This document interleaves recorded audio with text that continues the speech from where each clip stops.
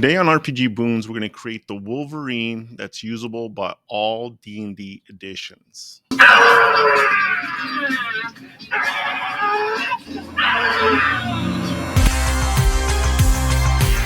Hello everybody, welcome to RPG Boons, where we talk about everything RPG and how everything is RP. Now let's not waste any time. You're busy, I'm busy, let's get to it. So what I'm showing you here is the basic build for the Wolverine. You can screenshot it and modify it, but I'm going to talk a little bit through it. So what we're looking at here is the class, and I chose Fighter Champion because I could have done Battle Master, and there's a lot of different maneuvers, but when we think about it, that Wolverine is constantly getting shot with bullets and stabbed throughout his different types of movies that he's in. So I think the Fighter Champion is the best way to go. You can do those critical hits when you start getting those levels. It really is a very basic character class to use.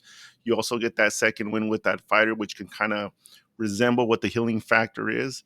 Now, I chose the background of soldier we saw in the movies. He participated in World War I, World War II, the Revolutionary War. If you guys saw the Wolverine Origins, I know it wasn't that good. You can see that he was in all those different battles. I chose the soldier because I think that's the best representation of the Wolverine's background.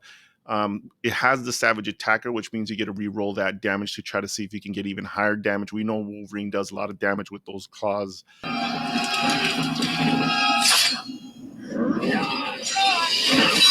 When it comes to those background points, so this is looking at the 2024 edition of D&D. They have those 3 points that you can distribute to either strength, dexterity, or constitution.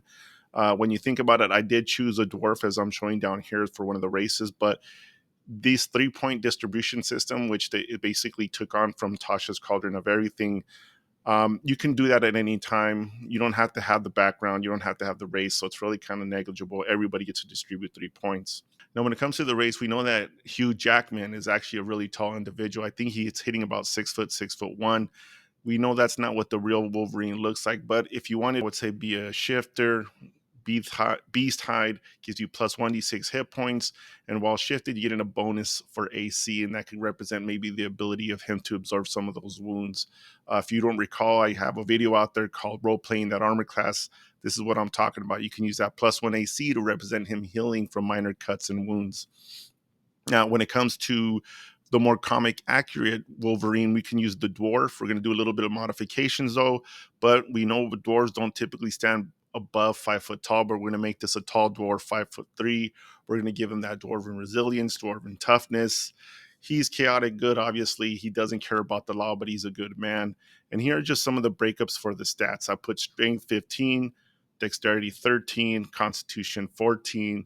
Now, the reason I chose strength as his highest score is because he is not really that dexterous. Like I said, he is maneuvering a lot. That's why he's not really a barbarian, but he's constantly getting hit. If you see the movies, right? He is definitely a good fighter, but always constantly getting hit.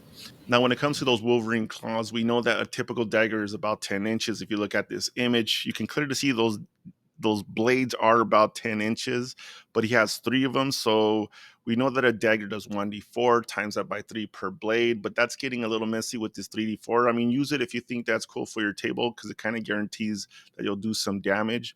But what I really recommend, I think, is doing a 1d8 or a 1d10 for those 3 claws, really simplifying that damage.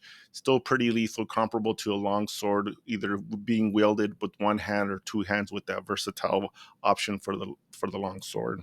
When I mentioned earlier that I think it's all compatible, it comes down to this damage that I'm speaking of here.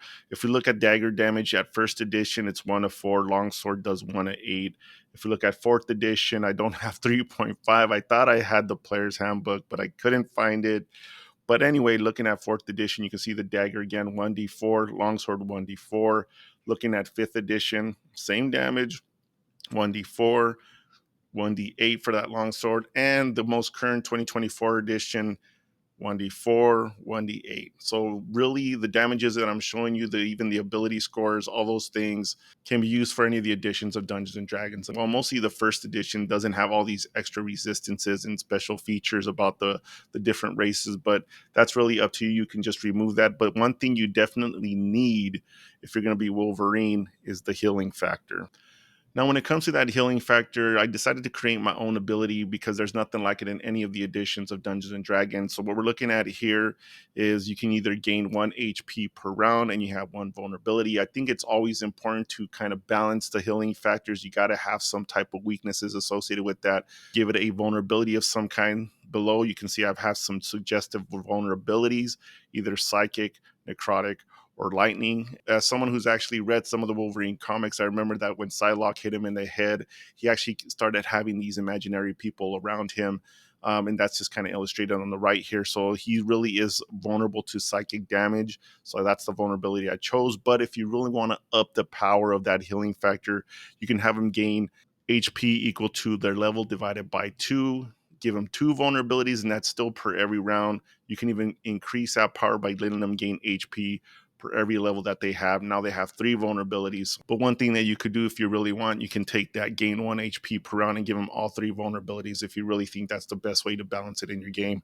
Of course, some of these damages are not that common, so it really is kind of an overpowered thing. But if you really want to have Wolverine in your game, either you play him as a character or you have an NPC for Wolverine, this is a good way to go about it. So what we're looking at here is the general build for Wolverine. You can screenshot that. You see all the ability scores are distributed after I've done all the point distributions, as well as all the different ability modifiers of fully creating the character, as well as the armor class and such. Just take a screenshot of this. Basically, you can be the next Wolverine, potentially me. Even I can be the next Wolverine.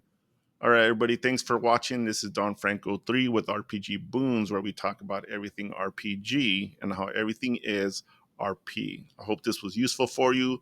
Change it, manipulate it, use it for your game any way you want, make it a BBEG. Until next time, hit the subscribe button, like, please leave a comment. I'll get back to you.